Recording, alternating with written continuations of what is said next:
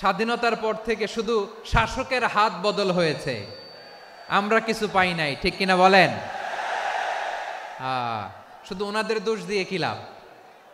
একদল খাইছে, আরেক দল খাওয়ার জন্য রেডি হয়ে আছে। কোরআন থেকে প্রেসক্রিপশন না নিলে সমাজ সুন্দর হবে না। কোরআনের প্রেসক্রিপশন না মানলে রাষ্ট্র সুন্দর হবে না। কোরআনের প্রেসক্রিপশন অ্যাপ্লাই না করলে শুধু দুর্নীতি দমন কমিশন দিয়ে দুর্নীতি বন্ধ করা যাবে না। এজন্য কোরআনের আইন আমরা চাই কি চাই না? ইউনূস গভর্নমেন্টকে আমি বলবো, অল্প সময়ের জন্য আপনারা এসেছেন, সংস্কারও করতে হবে, আবার নির্বাচনও করতে হবে। সব সংস্কার হতে করতে পারবেন না, যতটুকু পারবেন এর মধ্যে আমাদের যে হিউজ ম্যান পাওয়ার, আমাদের যে মানব সম্পদ, হিউম্যান রিসোর্স, এটাকে ডেভেলপ করে আপনাদের যেতে হবে। বাংলাদেশের আসল পরিচয় কি? সবাই বলে না। বাংলাদেশের আসল পরিচয় কি? এই ইসলাম নিয়ে আমরা সংসদ ভবন সাজাবো, রাজি আছি না নাই? শেকড় ভুলে যাওয়া যাবে না। আমরা ধাপে ধাপে শারিয়া আইনের দিকে যাব ইনশাআল্লাহ, কিন্তু জঙ্গিবাদ দিয়ে নয়, কট্টরপন্থা দিয়ে নয়। আমরা ইন্টেলেকচুয়ালি, গ্রাজুয়ালি, ধাপে ধাপে শারিয়া আইনের দিকে মুভ করব ইনশাআল্লাহ। বলো লিল্লাহি তাকবীর। এদেশের আসল পরিচয় সবাই বলে না, আওয়াজ করে, এদেশের আসল পরিচয়। চট্টগ্রাম ফেনীতে যারা গিয়েছেন, মেঘনা গোমতী ব্রিজ প্রকল্প নাম শুনছেন? মেঘনা একটা ব্রিজ পার হওয়া লাগে। এই মেঘনা গোমতী, এখানে 3টা ব্রিজ, কাঁচপুর সহ এই 3টা ব্রিজের নির্মাণ কাজ, রেনোভেশনের কাজ দেয়া হয়েছিল জাপানের একটা কোম্পানিকে। কাকে? জাপানের কোম্পানির নির্মাণ শেষে 738 কোটি টাকা বেঁচে গেছিল, এটা গভর্নমেন্টের হাতে দিয়ে তারা বিদায় নিয়েছে। কত টাকা? 738 কোটি টাকা। যত প্রাক্কলিত ব্যয় নির্ধারণ করা হয়েছে সব টাকা সরকার, তৎকালীন সরকার 2019-এর সরকার, কারা ছিল তো জানেন? এই 2019-এর সরকার তাদেরকে দিয়েছে। তারা রিনোভেশন নির্মাণ শেষে 738 কোটি টাকা অতিরিক্ত বেঁচে গেছিল, এটা আবার গভর্নমেন্টের হাতে বুঝাই দিয়ে তারা বিদায় নিচ্ছে। আমরা কেন এমন হইতে পারলাম না? জাপানের ওরাও মানুষ, আমরাও মানুষ, তার মানে মানুষে মানুষে পার্থক্য আছে না নাই? বাংলাদেশের 2টা উদাহরণ দেয়। 1 নম্বর উদাহরণ, গত সপ্তাহে আপনারা জানেন কক্সবাজার আমার একটা প্রোগ্রাম ছিল, তো হেলিকপ্টারে গিয়েছিলাম। ফেনী জেলা যখন পার হচ্ছি, আমি দেখলাম 3টা উইন্ডমিল চিনেন তো? বিশাল পিলার, 3টা-4টা পাখা থাকে। বায়ু বিদ্যুৎ কেন্দ্র, বাংলাদেশের প্রথম বায়ু বিদ্যুৎ কেন্দ্র এটা। মুহুরী প্রজেক্ট বলে এটার, সম্ভবত মুহুরী প্রজেক্ট। তো সাগরের বাতাসের ঝাপটায় এটা ঘুরে এনার্জি হয়, ইলেকট্রিসিটি উৎপাদন হয়। তো আমি পাইলটকে বললাম, ভাই এগুলো থেকে কেমন ইলেকট্রিসিটি উৎপাদন হয়? কয় হুজুর একটু হয় না, কিছুই হয় না। কিছুই হয় না মানে? বলে হুজুর বাংলাদেশে যত উইন্ডমিল আছে এটার পাখা একটাও ঘুরে না। আল্লাহ, বলেন কি? তাহলে এই যে কোটি কোটি টাকা ব্যয় করে যে উইন্ডমিল, কয় হুজুর ভিতরে ফিটফাট, উপরে ফিটফাট, ভিতরে সদরঘাট।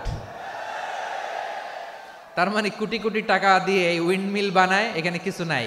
দুর্নীতির আড্ডাখানা, আখড়াখানা বাংলাদেশ, ঠিক কিনা বলেন? হায় রে, জাপানিজরাও মানুষ, আমরাও মানুষ। আমার এক নিকটাত্মীয় সরকারি চাকরিজীবী, উনি আমাকে বললেন, বাংলাদেশের আরেকটা উদাহরণ দেই। উনি আমাকে বললেন যে প্রতি বছর আমাদের অফিসের ফার্নিচার চেঞ্জ করে। আমি বললাম প্রতি বছর ফার্নিচার চেঞ্জ করে কেন? বলে যে ফার্নিচার নতুন পারচেজ করলেই তো এখানে টাকা, নতুন কিনতে পারলেই টাকা, নতুন উন্নয়নের সবক শোনাতে পারলেই টাকা। প্রথম আলোর রিপোর্ট, কি আলো? প্রথম আলোর রিপোর্ট, গত 15 বছরে উন্নয়নের নামে লুটপাট হয়েছে প্রায় 3.25 লাখ কোটি টাকা। কার রিপোর্ট? আমাদের বানানো কথা। প্রথম আলোর রিপোর্ট। গত 15 বছরে কারা ছিল জানেন তো? হ্যাঁ, শুধু ওনাদেরকেই দোষ দিয়ে লাভ নাই। স্বাধীনতার পর থেকে শুধু শাসকের হাত বদল হয়েছে, আমরা কিছু পাই নাই, ঠিক কিনা বলেন? শুধু ওনাদের দোষ দিয়ে কি লাভ? একদল খাইছে, আরেক দল খাওয়ার জন্য রেডি হয়ে আছে। আমরা এরকম চাই না। জনগণকে ফুটপাতে বসায় দিচ্ছে। প্রিয় ভাইয়েরা, তাহলে জাপানের মানুষও মানুষ, আমরাও মানুষ। সিদ্ধান্ত আপনার, কোন মানুষ হবেন, ভালো মানুষ না খারাপ মানুষ? আজকের আলোচনার বিষয় হচ্ছে মানব সম্পদের উন্নয়ন, human resource development. It's a process to increase the capacity of knowledge, skill, capacity of the people of a country. একটা দেশের মানুষের জ্ঞান, তাদের দক্ষতা কি করে বাড়ানো যায়, বাড়িয়ে দেশের উন্নয়ন করানো যায়, এটাই হচ্ছে মানব সম্পদ উন্নয়নের মূল কথা। তাহলে মানব সম্পদ হচ্ছে একটা দেশের সবচাইতে শক্তিশালী পুঁজি। ইউনুস গভর্নমেন্টকে আমি বলবো, অল্প সময়ের জন্য আপনারা এসেছেন, সংস্কারও করতে হবে, আবার নির্বাচনও করতে হবে। সব সংস্কার হয়তো করতে পারবেন না, যতটুকু পারবেন এর মধ্যে আমাদের যে হিউজ ম্যান পাওয়ার, আমাদের যে মানব সম্পদ, হিউম্যান রিসোর্স, এটাকে ডেভেলপ করে আপনাদের যেতে হবে। যেটা পারবেন না সেটাকে পরবর্তী নির্বাচিত গভর্নমেন্টের কাছে রেখে যেতে হবে, যে তারা যেন করে, তাদের কাছে আপনারা এটা রেখে যাবেন। তাহলে মানুষ চাইলে বিশ্ব জয় করতে পারে, আর মানুষকে হারাতে পারে কেউ? জোরে বলো যশোর, মানুষকে হারাতে পারে কেউ? আল্লাহ আমাদেরকে জনসংখ্যা দিয়েছেন প্রিয় ভাইয়েরা, এই জনসংখ্যা অনেক বড় সম্পদ, এটা আমাদের জন্য অভিশাপ নয়, আশীর্বাদ। আমাদের জনসংখ্যাকে যদি আমরা জনশক্তিতে রূপান্তর করতে পারি, আজকে বাংলাদেশ যে অবস্থানে দাঁড়িয়ে আছে, বাংলাদেশ তার 20 গুণ উন্নতির শিখরে চলে যাবে। চিল্লায় বলো ঠিক কিনা?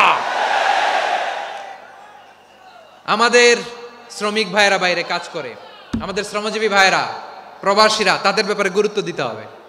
আমাদের শ্রমের দাম সবচেয়ে কম, সবচেয়ে কম। তারা এম্বাসিতে গুরুত্ব পায় না, এয়ারপোর্টে গুরুত্ব পায় না। এই সরকার অবশ্য তাদেরকে অনেক গুরুত্ব দিচ্ছে। আমাদের অদক্ষ শ্রমিককে যখন আমরা দুবাই পাঠাই, অল্প বেতন পায়, কিন্তু ইন্ডিয়ানরা দক্ষ শ্রমিক পাঠাইলে তার 3 গুণ বেতন পায়। আমরা আমাদের শ্রমিকদেরকে অদক্ষভাবে আর পাঠাতে চাই না, দক্ষ শ্রমিক পাঠিয়ে আমরা রেমিটেন্সের বন্যা বইয়ে দেব। আমাদের শ্রমিকদের পাঠানো রেমিটেন্সের টাকায় সচল থাকে আমার দেশের অর্থনীতির চাকা। তাদেরকে সবচেয়ে গুরুত্ব দিতে হবে।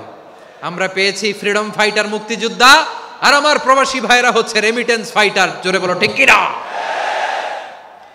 তাহলে আমাদের এই জনশক্তিকে জনসম্পদে ট্রান্সফর্ম করতে হবে, ঠিক কিনা বলেন? সরকার জনগণকে এভাবে পলিশ করতে হবে। মা বাবারা ছেলে মেয়েদের মধ্যে কার কোন যোগ্যতা, তাকে ওইভাবে কাজে লাগাতে হবে। সবার এ প্লাস পাওয়ার কোনো দরকার নাই। আমাদের দেশে একটা টেন্ডেন্সি আছে, পরীক্ষায় এ প্লাস না পাইলে কই তুই কি করলি, পাশের বাড়ির ছেলে এ প্লাস পাইছে, যা ওর পা ধোয়া পানি খা। কি খা? তা আমি ভাবছি যে পা ধোয়া, এ প্লাস পাওয়া ছেলেদের পা ধোয়া পানির একটা পানির ব্র্যান্ড বানাইতে হবে, এরকম লেখা থাকবে, এ প্লাস পাওয়া ছেলেদের পা ধোয়া পানি। খাওয়া নাই, এগুলার খাওয়া নাই। ওরে আল্লাহ এ প্লাস পাওয়ার জন্য বানাইছে, আর আপনার ছেলেকে এই এ প্লাস গুলারে নিয়ন্ত্রণ করার জন্য আল্লাহ বানাইছে। ওকে দিয়ে আল্লাহ কি করবে আপনি জানেনই না। একটা এ প্লাস, একটা এ গ্রেড একটা মানুষের জীবনকে ঠিক করে দিতে পারে না। আপনার ছেলেকে আল্লাহ অন্যদিকে যোগ্যতা দিয়েছে, ওদের মনোবল ভাঙবেন না, খবরদার, খবরদার। ছেলে মেয়েদের মনোবল ভাঙবেন না। যাকে দিয়ে যেটা হবে তাকে দিয়ে সেটা করতে হবে, তার প্রতিভাকে সেভাবে কাজে লাগাতে হবে। তাহলে বাংলাদেশ, আমাদের এই জনসংখ্যা জনসম্পদে রূপান্তরিত হবে। আমাদের সরকারের তত্ত্বাবধানে আমাদের 18 কোটি জনগণ দক্ষ জনশক্তিতে রূপান্তরিত হোক, আমরা চাই কি চাই না? আমরা ভালো মানুষ, শ্রেষ্ঠ মানুষ হতে চাই কি চাই না? ওই জাপানিজদের মতো সৎ, ওই ইউরোপিয়ানদের মতো কালচার্ড, আমাদেরকে আল্লাহ তাআলা কোরআন সুন্নাহ অনেক কিছু দিয়েছেন। যেহেতু বর্তমানে আমরা দেখছি তারা সৎ, তাদের মধ্যে ভ্যালিউ আছে, সেগুলো আমাদের মধ্যে আনার দরকার আছে না নাই? আর ইসলাম দিয়ে আমাদের জীবনকে সাজাতে হবে, ইসলাম দিয়ে আমার পরিবারকে সাজাতে হবে। ইসলাম থেকে, কোরআন থেকে প্রেসক্রিপশন না নিলে জীবন সুন্দর হবে না। কোরআন থেকে প্রেসক্রিপশন না নিলে সমাজ সুন্দর হবে না। কোরআনের প্রেসক্রিপশন না মানলে রাষ্ট্র সুন্দর হবে না। কোরআনের প্রেসক্রিপশন অ্যাপ্লাই না করলে শুধু দুর্নীতি দমন কমিশন দিয়ে দুর্নীতি বন্ধ করা যাবে না। এজন্য কোরআনের আইন আমরা চাই কি চাই না?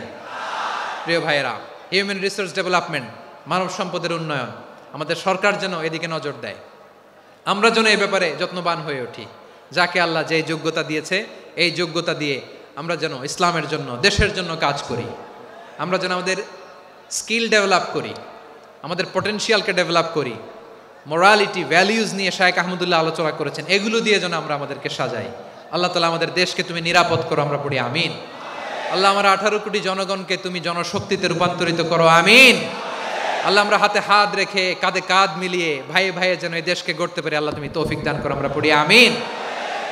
আমার প্রিয় মহিউদ্দিন ভাই বলেছেন, হুজুর এমন একটা ঘোষণাপত্র দিয়ে যাবেন আজকের এই ঐতিহাসিক যশোরের প্রোগ্রামে, যেটা গোটা বাংলাদেশে মানুষ এটার উপর আমল করে। আমি যে কথাটা বলেছি এটাই, আসুন আমরা আমাদের জনসংখ্যাকে জনসম্পদে ট্রান্সফর্ম করি, আমাদের জনসংখ্যাকে আমরা যেন জনশক্তিতে রূপান্তরিত করি, জনসংখ্যাকে ট্রান্সফর্ম করে জনশক্তি দিয়ে আমরা যেন আগামীর বাংলাদেশ, স্বাধীন বাংলাদেশ 2.0-কে গড়ে তুলি। আল্লাহ তাআলা আমাদের সবাইকে কথাগুলো বোঝার আমল করার তৌফিক দান করুন। এই জেনজি ক্ষমা করে দিও আমাকে, অনেক ধমক দিছি, বকা দিছি।